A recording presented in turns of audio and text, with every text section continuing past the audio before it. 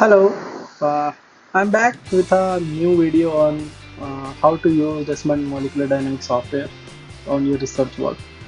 But before dive into the details, let's explore what molecular dynamics is, why it's so essential, and why there is a lot of hype of molecular dynamics. So it isn't just a buzzword; it's a powerful tool that allows you to explore the dynamic behavior of molecule at an atomic scale. So, uh, how it is doing? And where it can be used. So, it can be used in various scientific fields like chemistry people are using, biochemistry people are using, structural biologists are using, material science people are doing. Okay, and how it's doing it actually it simulates the behavior of atoms and molecules over time by solving the Newton's equation of motion.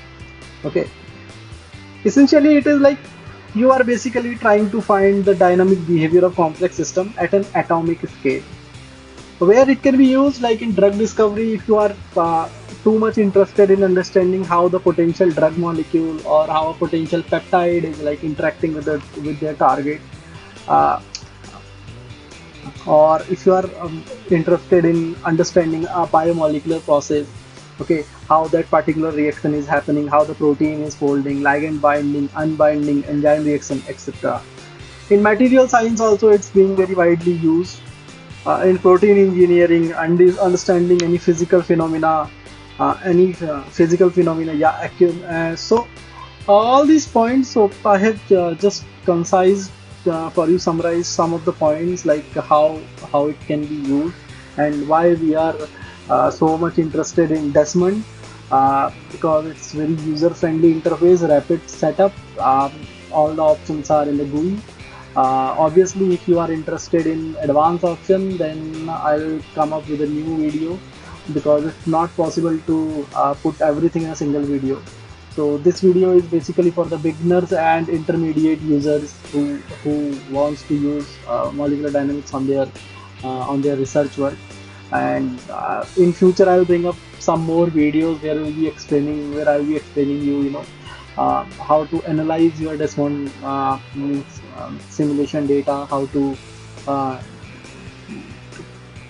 draw results, conclude results, or where you can use it, how you can like extend your simulation, how to use advanced options like there is one hydrogen mass repartitioning here, how we can use that, how you can randomize the velocities, how you can use multiple plugins which are available with Desmond, and how to put restraints. All those things we'll bring up in the next video. So before going into Desmond panel, we need few things. One thing is which is so uh, what exactly you need to run a molecular dynamics, right? So you need a system like system of your interest. It could be a biological system. It could be a material system. It could be anything like you can simulate, but let's focus only on the protein ligand system.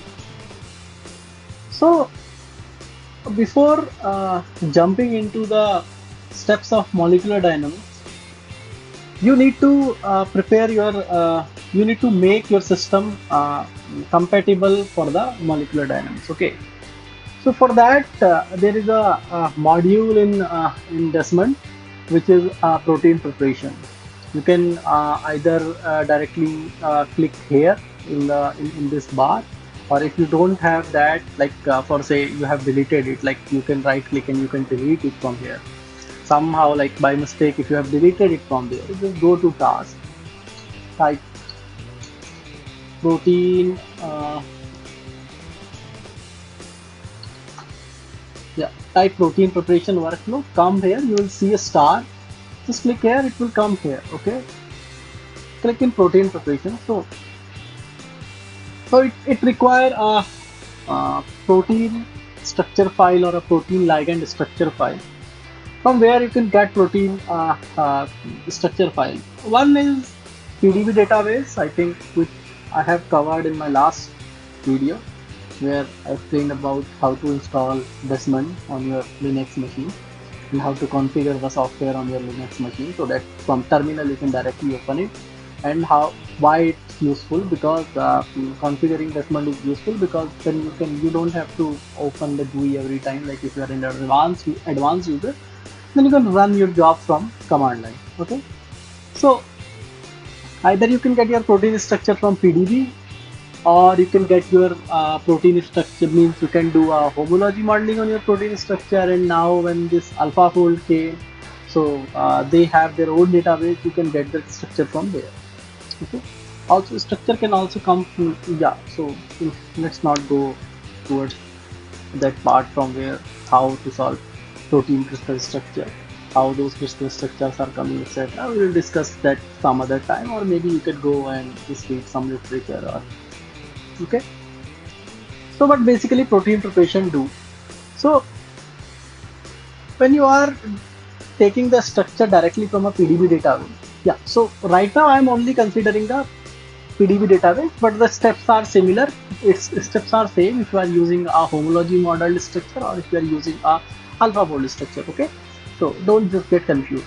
Yeah, so whenever you are taking a structure from PDB database, so those structures are not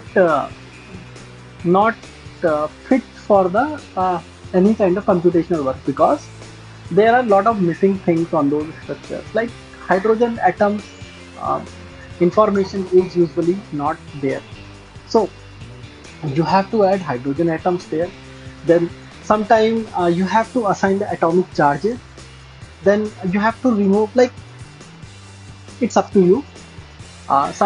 So we usually consider the water molecule which are within the 5 angstrom of ligand binding site, because those water molecules are important in making a bridge between ligand and protein, and they basically play a very important part in ligand binding. Okay, so you can remove waters which are beyond those 5 angstrom, and sometimes there are selenomethionins in your structure, so you can remove those selenomethionins with cysteine. Then there are other things which protein preparation do for you, which is like if there are any missing atoms in your structure, it adds those missing atoms. If there are any missing side chains, it adds those missing side chains, because the sequence data is already there in your PDB structure. And if you have a missing loops, that also can be added using protein preparation. However, academic version of Desmond does not allow you to add those loops, but uh, uh, don't get disheartened. Those loops you can add by using homology model, and then you can import your homology model structure in Desmond GUI, and then you can do the protein prep. So we will use a structure here which is 6W63. I hope I am typing a correct PDB structure. Yeah. One more point which I missed here is, like sometime in your PDB structure there are multiple chains, so you have to chop down your structure into a single chain, because when you are running a molecular dynamics simulation, the size of the protein is directly proportional to the speed of your calculation. So for say you are only like with a single chain, your work can be done, you are interested only on a single chain, then you can remove all the other chains in your system. Okay, like if a monomer is sufficient enough for your research, just keep that monomer, just remove all the other chains in your structure, so that you are chopping down your structure into a single chain. So basically you are reducing the number of atoms in your system. Okay, so we have downloaded this structure. You see there are hydrogen atoms present. So sometimes you will see this information of hydrogen atoms, but you see here there is no hydrogen with this carbon. So you need to add all these information in your protein structure to make your protein structure fit for your calculation. Okay, so this is your project table, this is your workspace, and this is like your content selection from your project table. So you see we have one ligand, we have a single chain, and we have a pretty much solvent molecule.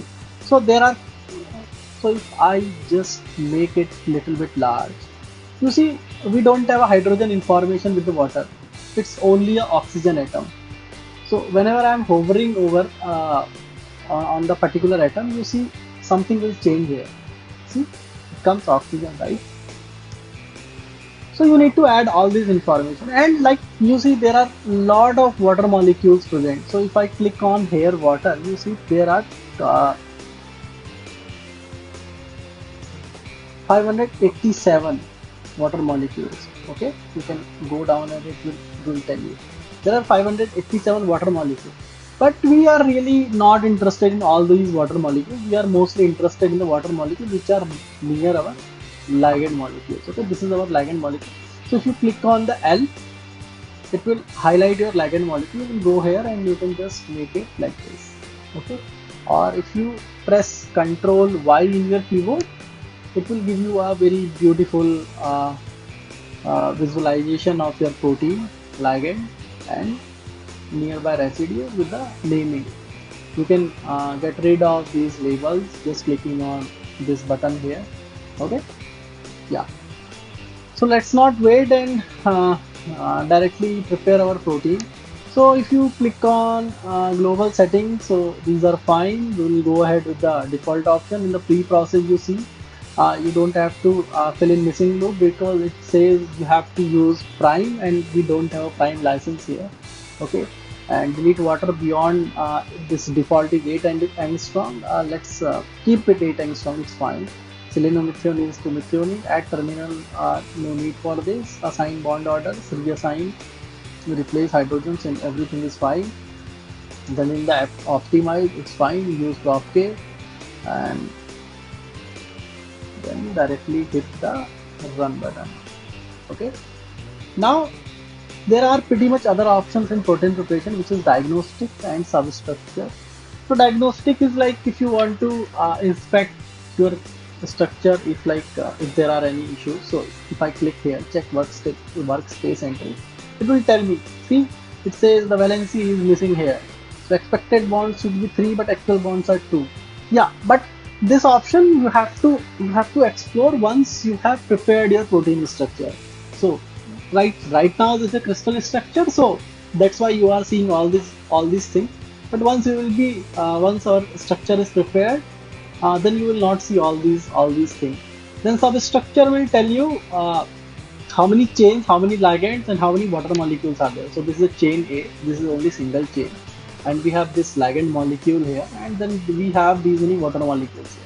Okay, so if you want, you can delete it one by one from here, or let protein prep handle all these issues. Okay, so my job is failed. Why? Yeah, so there is some licensing issue. Let's not use the let's go with the interactive mode. Fill in message side change is fine, atom is fine. Let's go to pre-process. I think this is the problem with the minimization.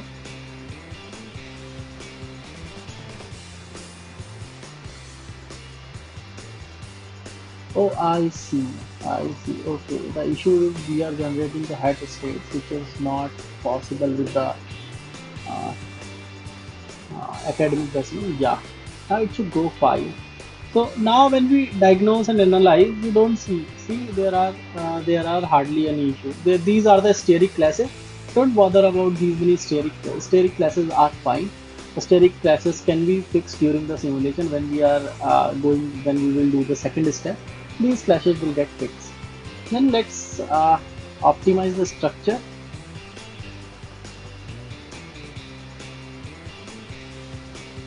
So this optimize the hydrogens which we just added. Yeah, so it's fine. Now our structure is prepared. You see, let's control Y again, and you see there are water molecules, hydrogens are added, the structure, everything is added. If you want to see the interactions, you can see. So what I was saying that water molecules play an important role in ligand binding. You see, the ligand has the interaction with this water molecule and another water molecule here. It is making a hydrogen bond with one water molecule, and the water molecule is making a hydrogen bond with a histidine here. Okay, so that's why we want to keep water molecule. Okay. Now let's open Desmond system builder, which is just go browse, click on Desmond and go to system builder. So there are so many options in system builder. So just going, I'll check show boundary box. So it will tell you where the box. Just click on minimize volume. So it will place your protein at the center, and then it will create a box. So by default, you don't have to bother about the size of the box. By default, it will what it will do is it will use a buffer method, and it will add a distance of 10 10 10 angstrom. So this 10 10 10 angstrom box size is the last atom. So say this is the last atom of my protein. So from here it will calculate the 10 angstrom. So this is the buffer. The buffer is like a cushion between the last atom of your protein to the boundary of the box. So basically this is a periodic boundary system. So this is one box. Okay. And then you can select the ions, like you need to neutralize your system. So I'm adding like neutralize by adding 4 sodium plus ion. You can add salt concentration 0.15. It like these all options are like to mimic the experimental conditions. Okay. There we have different kind of water models here, SPC tip 3P 4P. So what you increase the going down in this table, it will increase the simulation time. Like if you from SPC to tip 3P, it will increase the time. Tip 4P more increase in time. So right now I will just bother about the SPC. Okay. So we have only OPLS 2005 force field with the academic Desmond. I don't know why it's going 4. Maybe with my license version it's taking something. So let's do Desmond setup, and here are multiple options. Like you can use this is like I have 8 processors, so by default system builder runs in a CPU. So you can simply hit the run button here. Yeah, so now meanwhile the job is running, I'll discuss other options here, like the box size. So there are other box size here, so you can explore them on your own. Box size calculation method, if you are not interested in making box size buffer, you can use the absolute. So like for say I'm using 50 angstrom, no 50 is not, so you see this number is increasing.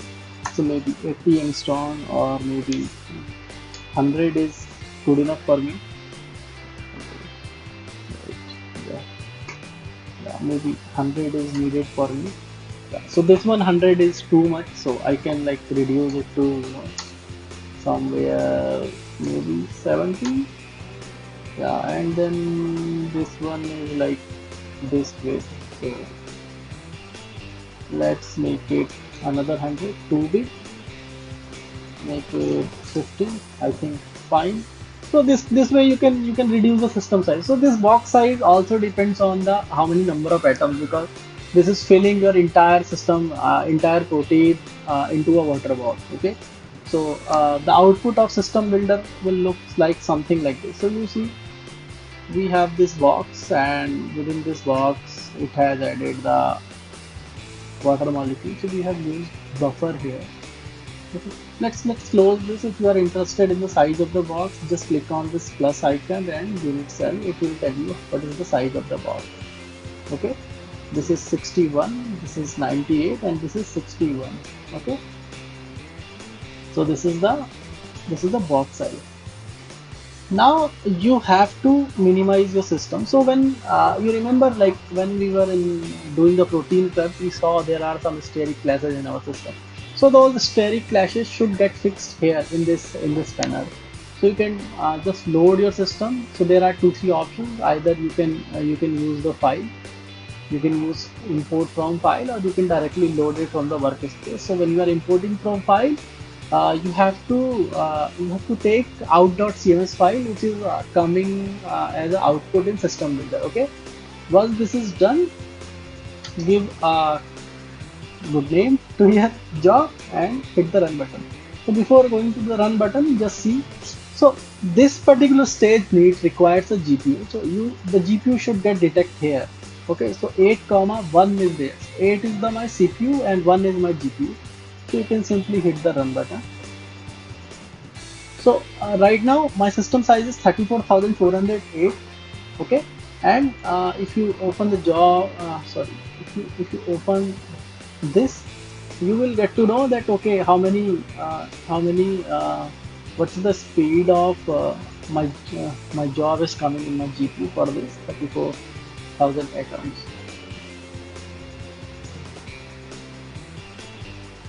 It's not started yet.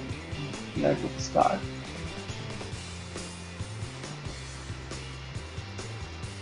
Yeah, so it's roughly giving me somewhere around 221 nanoseconds per day. So by default, all the time which is in Desmond is in picoseconds, so you have to convert it. So this is like 100 picoseconds is zero point 0.1 nanosecond. Okay, if you are, you can convert the time on your phone. Okay, and we will just wait and let's see how much time it takes. Almost finished. Almost finished.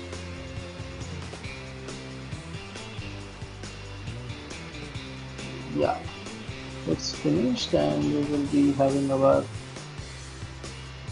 yeah, so we have our minimize system here.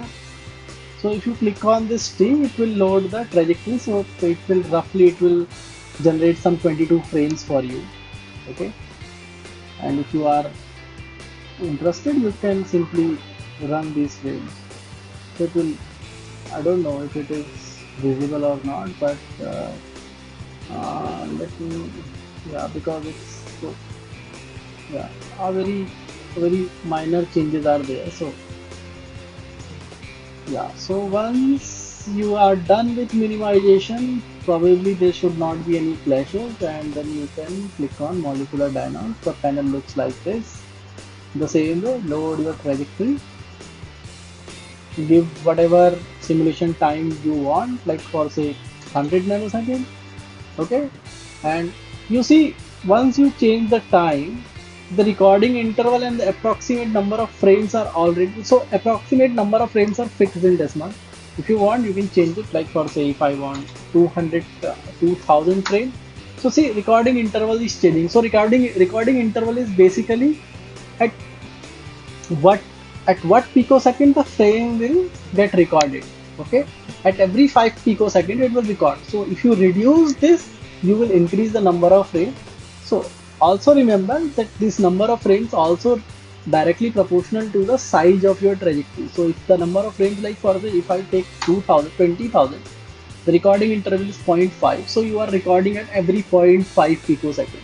So it will increase the size of my trajectory. By default, it is 1000 frames in Desmond, and I think this is uh, good enough to, you know, this is good enough to do your analysis and everything. But yeah, if you are interested in if you want more number of frames, you can always go ahead with more number of frames. Then we do have different ensembles here. By default, let's go with NPT. You can read further what is the use of NPAT, gamma T, or NBT, NB, where it can be used. Then relax model system before simulation. This is something we'll discuss in the advanced in the next video, where I'll be discussing about the advanced option. So by default, check this box. We have certain advanced options here. Okay, we'll discuss that later. You can run the interaction analysis, which is simulation interaction diagram by default. I prefer to do it later after my simulation is done. So if it's up to you, if you want to do it on just with the simulation, it's up to you. You can keep that checkbox okay. If not, just leave it like that, and then you can simply hit the run button. Okay. Right now I'm not running this job, but you can try running this job. And the next video we will discuss like how to extend the simulation, how to use the advanced option, how to create your own this equilibration protocol, which is relaxed model system before simulation protocol, relaxation protocol for your own. Okay, how to turn on hydrogen mass repartitioning, how to change the default time steps in Desmond simulation and everything. Okay, once you are done, you will be seeing something like this. The trajectory should be something like this, and if you want to play your simulation, you will see something like this. How, so this is not 6W63, but this is one of my simulation where I'm more interested into how this peptides binds with my protein. So yeah, so I have 1000 frames and it's little bit laggy. So because I have opened so many things in my system right now. One simulation is already running and I have opened Nastro, and this I'm opening 5 more running up this trajectory and all. So but whenever you are creating some video, you are trying to do some analysis and all, just make sure you are not overloading your GPU card. Okay. Yeah, so that's all for this video. I'll see you in the next video. Let's discuss about some advanced options and yeah, have a nice day. Bye.